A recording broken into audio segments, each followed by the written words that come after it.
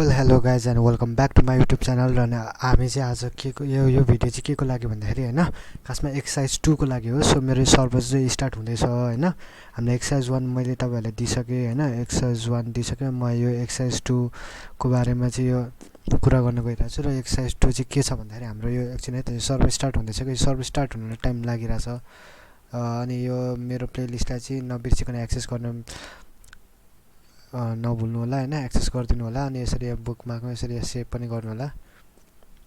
यहाँ तपाईँले जस्तै अब यसरी यहाँ यसो गर्नुभयो भने तपाईँले प्लेलिस्ट सेटिङहरू यहाँ पनि जानु मिल्दैन, तपाईँहरूले त जानु मिल्दैन, मलाई मात्र होला त्यो मलाई भन्नु खोजेको। अनि तपाईँले अब यो प्लेलिस्टलाई एक्सेस गरेर या बुकमार्कलाई एड गरेर चाहिँ तपाईँले यहाँबाट धेरै कुरा सक्नुहुन्छ होइन। प्लस यहाँको डकुमेन्टेसन या अर्को कुरा यो चाहिँ अपडेटेड डकुमेन्टेसनको हो। यहाँबाट तपाईँले धेरै कुरा गर्न सिक्नुहुन्छ। अथवा रियाक्ट डकुमेन्टेसन, अनि डकुमेन्टेसनहरूमा पनि लुकअप गरेर तपाईँले चाहिँ होइन धेरै कुराहरू यहाँबाट सिक्न सक्नुहुन्छ। प्लस मेरो पनि भिडियो हेरेर धेरै कुराहरू अलिक बुझ्नुहुन्छ, सिक्न सक्नुहुन्छ। मेरो भिडियो पनि नछुट्याइकन हेर्नु होला होइन।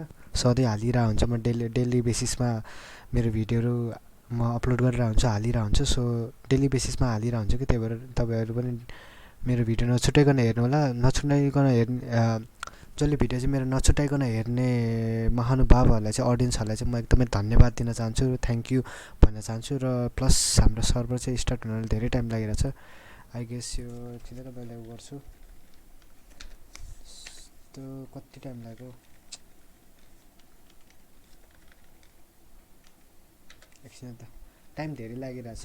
खासमा के थियो भन्दाखेरि त्यो एउटा एक्सर्साइज 2 चाहिँ हामीले कस्टम बटन कलरको लागि चाहिँ होइन, कस्टम बटन बनाउनुको लागि होइन। कस्टम बटन भन्दा पनि कस्टम बटनमा चाहिँ त्यो थिमहरू चाहिँ, कलरहरू चाहिँ होइन चेन्ज गर्नलाई होइन। किनभने मैले अस्ति बनाउँदाखेरि सायद निलो कलरको थियो अरे होइन। अब त्यसलाई चाहिँ तपाईँले हरियो बनाउन मन लाग्छ या कालो रातो जे बनाउनु मन लाग्छ त्यसरी बनाउनु। तर डार्क चाहिँ तपाईँको म्यान्डेटरी चाहिँ डार्क हो होइन, डार्कमा बनाउनु होला होइन।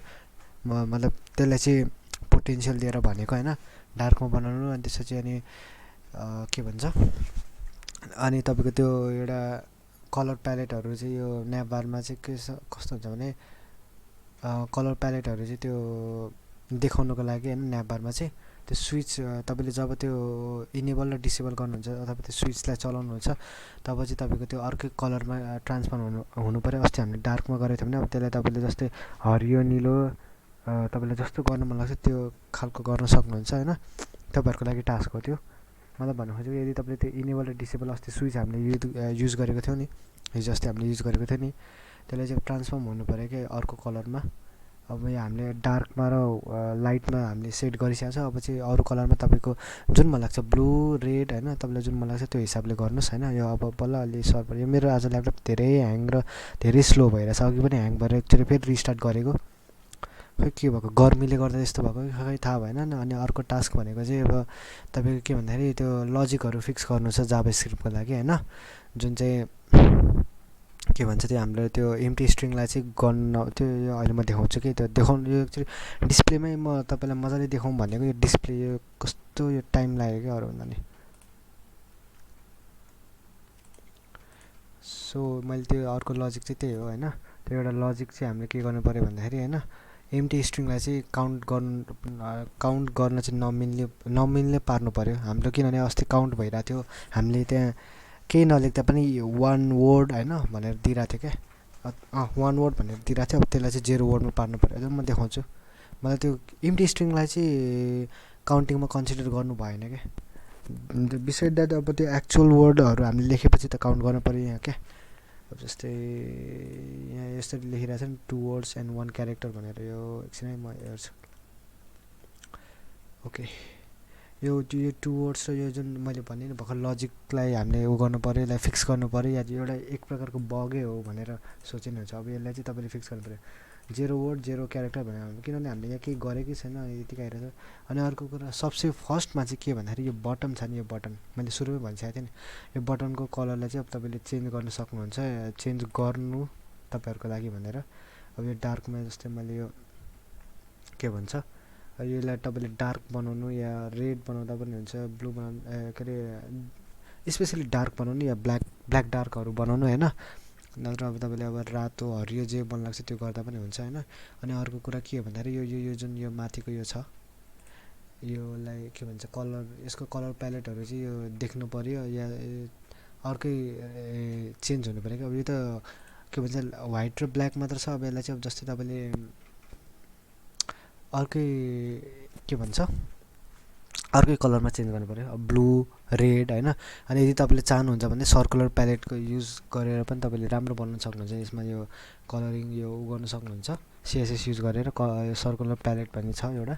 अनि अर्को टास्क भनेको चाहिँ यो हो, यस्तो कि यो ट्रान्सफर्म हुँदाखेरि चाहिँ तपाईँको कलरिङमा आउनु पऱ्यो क्या। यो यस्तो इनेबल डार्क गर्दाखेरि चाहिँ तपाईँको यहाँ अर्कै कलर आउनु पऱ्यो या कुनै अर्कै कलर आउनु पऱ्यो, अथवा सर्कुलर प्यालेट युज गरेर चाहिँ सिएसएसबाट तपाईँले त्यो धेरै कुरा राम्रो चाहिँ त्योभन्दा राम्रो पार्न सक्नुहुन्छ। त्यो धेरै भनौँ न एउटा ब्युटी राख्न सक्नुहुन्छ। अनि अर्को कुरा के हो भन्दाखेरि यही हो लजिक फिक्स गर्नु पऱ्यो। अब यहाँ यसरी 2 वर्ड्स 1 क्यारेक्टर, यहाँ मैले न एउटा के लेखेको छु न के एउटा क्यारेक्टर राखेको छु या न एउटा वर्ड बनाएको छु, त्यही पनि 2 वर्ड्स एन्ड देन 1 क्यारेक्टर भनेर भनिरहेको छ। तर यहाँ खाली भएर पनि सो यो बगलाई पनि फिक्स गर्नु पऱ्यो तपाईँले। यसमा चाहिँ 0 वर्ड 0 क्यारेक्टर भनेर यहाँ आउनु पऱ्यो। सो नि यही लजिकलाई चाहिँ फिक्स गर्नु पऱ्यो तपाईँले होइन। अनि अर्को कुरा के छ भन्दाखेरि अब यो जुन यो मैले भनिहालेँ टेक्स्ट समरीमा यो गर्नु पऱ्यो, के गर्नु पऱ्यो त्यही हो होइन। यो लजिक चाहिँ के गर्नु, लजिक चाहिँ कसरी बनाउनु पऱ्यो भन्दाखेरि तपाईँले त एम्प्टी स्ट्रिङ चाहिँ यो जुन अहिले एम्प्टी स्ट्रिङ छ नि यसलाई काउन्ट गर्नु पऱ्यो। अब जस्तै मैले अहिले यसरी गरेँ 2टा क्यारेक्टर भनेर देखाइरहेको छ। अब जस्तै अब यसो गरेँ यो एम्प्टी स्ट्रिङलाई अथवा स्पेसलाई पनि गनिरहेको छ क्या, स्पेसलाई गनेको छैन। यस स्पेसलाई पनि गनिरहेछ, स्पेसलाई पनि गनिरहेछ। सो त्यही भएर यो बगलाई फिक्स गर्नु पऱ्यो तपाईँले होइन। अथवा यसमा चाहिँ के आउनु पऱ्यो भने यहाँ 0 वर्ड 0 क्यारेक्टर भनेर आउनु पऱ्यो। यो बगलाई चाहिँ फिक्स गर्नु पऱ्यो। सो आजको लागि अहिलेको लागि यही एक्सर्साइजको लागि भनेर मैले यो भिडियो बनाएको। सो तपाईँले होप यो एक्सर्साइज चाहिँ तपाईँले सल्भ गर्नुहुन्छ भने, यो प्रब्लम सल्भ गर्नुहुन्छ भने मेरो आशा छ या मेरो होप छ या मेरो बिलिभ छ, तपाईँहरूप्रति विश्वास छ। सो यही हो। Thank you guys and see you in the next video.